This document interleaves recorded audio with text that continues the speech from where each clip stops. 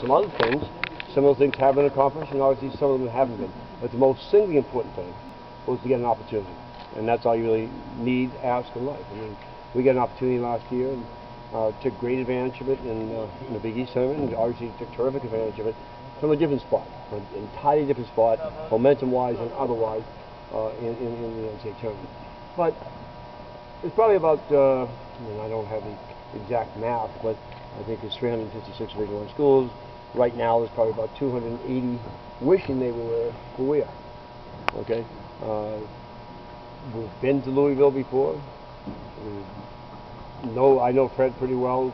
Tim, the guy who actually talked to Fred Holberg, Holberg would be, without question, Kevin. Kevin was a teammate for us for a couple of years. And we know that we haven't played a team that has shot 36 threes in a game and averages 24 threes a game, which has been one of our weaknesses.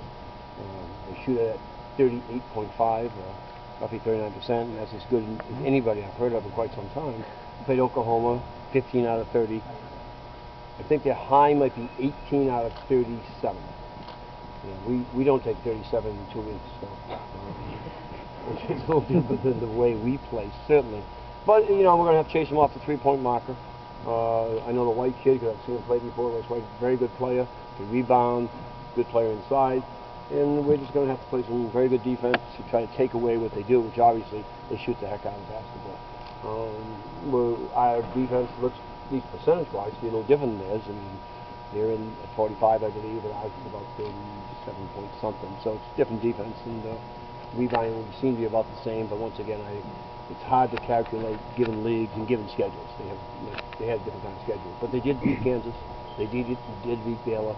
They beat Kansas State twice, and they run this stuff real well. And the pick and pop move, they're going to have to do something they really didn't do a good job a couple times late in the game against Syracuse. Just use that as an example. So we're going to fool with some smaller type lineups, and our forward position is going to be probably a tad more flexible for this game.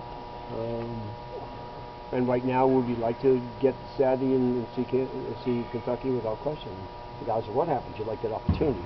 But right now, anybody in our locker room or anybody in our camp is thinking anything different than trying to beat a very good Iowa State team, especially a team that's going to kind of attack what we haven't done a good job with, and that's three-point shooting defense.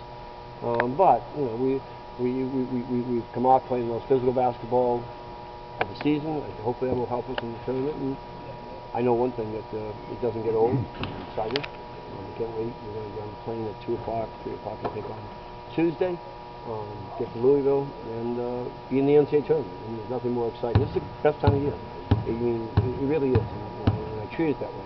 These kids down the stretch came around to earn themselves this win. You guys know it wasn't by a wide margin. I mean, it really wasn't.